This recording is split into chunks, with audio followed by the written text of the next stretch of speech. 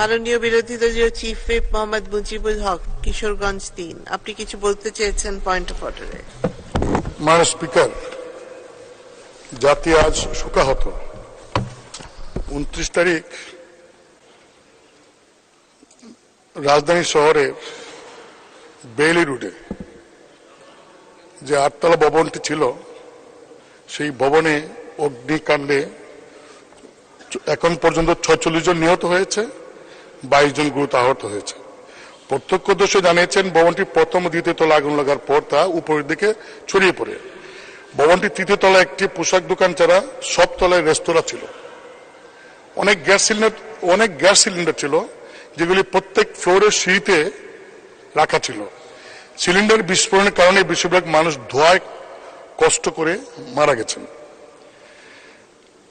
Speaker, যে ভবনটিতে আগুন লেগেছে সেই ভবনটি রেস্টুরেন্টের কোনো অনুমতি ছিল না, অথচ এই ভবনে 8টা রেস্টুরেন্ট ছিল। রাজুকের নগর পরিকল্পনাবিদ এবং ডেপের প্রকল্প পরিচালক জানিয়েছেন ভবনটির 1 তলা থেকে 7 তলা পর্যন্ত বাণিজ্যিক অনুমোদন দেওয়া ছিল, তবে তা শুধু অফিস কক্ষ হিসাবে ব্যবহারের জন্য। রেস্তোরাঁ, শোরুম বা অন্য কিছু অনুমোদন ছিল না। ফায়ার সার্ভিসের মহাপরিচালক বলেছেন ভবনটিতে কোনো ধরনের অগ্নি নিরাপত্তার ব্যবস্থাই ছিল না, কোনো নিরাপত্তা সিঁড়িও ছিল না। মাননীয় স্পিকার, 2010 সালের 3 জুন নিমতলিতে একই ঘটনায় 124 জন মারা যায়। 19 সালের 20 ফেব্রুয়ারি চকবাজারে একই ঘটনায় 71 জন মারা যায়। 1919 সালের 28শে মার্চ বনানীতে এফআর টাওয়ারে আগুনে 20 জন প্রাণ হারায়।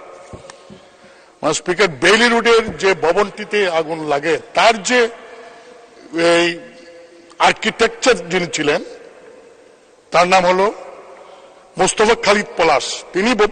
তিনি বলেছেন যে বেইলি রোডে এই ভবনটি যে আগুন লেগেছে সেটা আমি ডিজাইন করেছিলাম, তো ভবনটি নির্দিষ্টভাবে ব্যবহারের জন্য ছিল, সেটা যে কমার্শিয়াল, সেখানে অফিস থাকবে এবং সেখানে যখন হোটেল করা হয় তখন এই আর্কিটেকচার তিনি ডেভেলপারকে এবং জমির মালিককে বারবার চিঠি দেন যে এখানে যেটা ডিজাইন করা হয়েছে যেভাবে, সেই ডিজাইনকৃত বিল্ডিং এ রেস্তোরাঁ দেওয়ার সুযোগ নাই, কারণ রেস্তোরাঁ দেওয়ার পর প্রত্যেক ফ্লোরে যে চুলা রাখা হয় সেই কারণে এটা বেয়ার করার মতো এটা পরিবেশ নাই। কিন্তু তারা সেই কথা শুনেন নাই।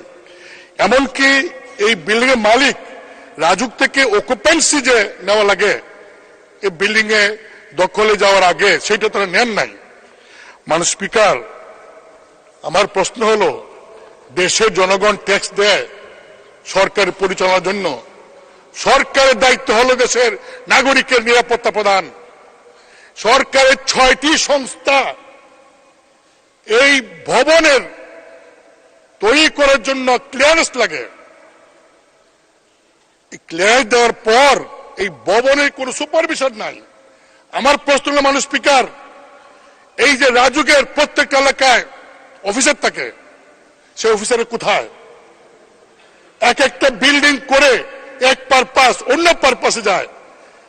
এই যে মানুষগুলি মারা গেল, এটা জবাব দিবে কে?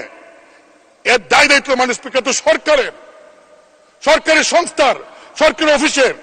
প্রত্যেকটা সময় এক একটা ঘটনা হয় আর সরকারের পক্ষ থেকে বলা হয় ইনকোয়ারি করা হবে, ইনকোয়ারি টিম করা হলো, তারপর কোন ফলো আপ নেই। মাননীয় স্পিকার, এইভাবে তো দেশ চলতে পারে না। সরকারের তো জবাবদিহি করা দরকার, সরকারের অ্যাকশন নেওয়া দরকার দায় দায়িত্ব নিয়ে। মাননীয় স্পিকার, একই অবস্থা আপনি যান ধানমন্ডি 7 মসজিদ রোডে, একটা বিল্ডিং এ 15টা রেস্টুরেন্ট, অথচ রেস্টুরেন্টে কোনো পারমিশন নাই। মাননীয় স্পিকার, ধানমন্ডি 7 মসজিদ রোডে প্রত্যেকটা রাস্তার পাশে কয়েকশো দোকান, সেই বিল্ডিং এ এই রেস্টুরেন্ট, একটারও পারমিশন নাই।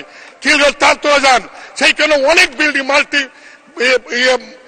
মাল্টি স্টোর বিল্ডিং, সেইখানেও একই অবস্থা এবং আরো এরকম ঘটনা ঘটবে। মাননীয় স্পিকার, যদি সরকার এই বিষয়ে সচেতন না হয়, তাই আমি সরকারকে দাবি করবো যে আপনার দায়ী দায়িত্ব নিয়ে এইগুলির জন্য কারা কারা দায়ী, রাজুক হোক, ফায়ার ব্রিগেড হোক, পরিবেশ হোক, যেই হোক, তাদের বিরুদ্ধে কড়া হাতে ব্যবস্থা নিয়ে এই মানুষগুলো মারা গেছে যাতে ভবিষ্যতে আর এই ধরনের কোনো ঘটনা না হয় তার ব্যবস্থা করেন।